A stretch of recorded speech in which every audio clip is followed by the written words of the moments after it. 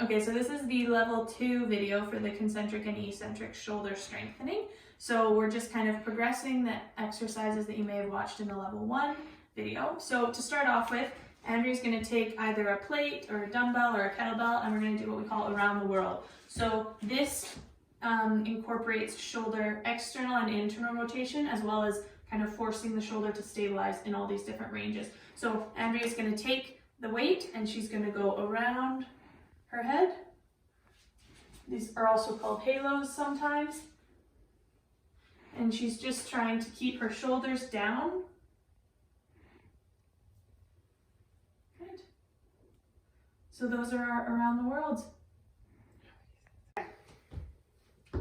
Good. So when Andrea is doing her forward flexion, it's also important to do the side abduction, because forward flexion is going to utilize the anterior deltoid, and the tendency of the humeral head is to pop out. So we have to strengthen the opposite, or the co-contractions, the opposite muscles, which are going to be supraspinatus, which she's getting a little bit of in the side flexion, to then hold the head of the humerus in the socket. Okay, so now we are doing standing rows for rhomboids and mid-traps. So Andrea is going to slightly hinge at the hips, and then she's going to set her scap, pull them down and back. You'll feel the muscles between your scapula engage. And now she's going to do a row, and at the end of her row motion, she's going to pull her elbows into her sides, which is going to prevent the traps from engaging. Okay, so do a couple more of these. So 3 sets of 10. That's good. Really good. And then the next thing we're going to do is a high pull. So this is for isolating mid-traps. So Andrea can use a band here. Again, setting the scap down and back. And then elbows high, and she pulls back, trying to relax the upper traps. Good. Good. So really squeezing in here. Good. So that's our high pull for mid-traps.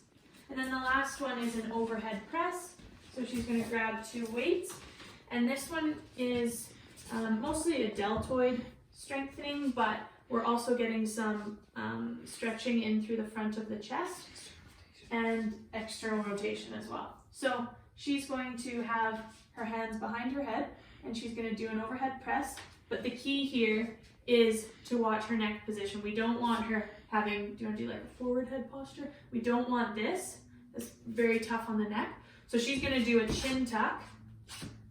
Good, a chin tuck as she's doing her overhead press.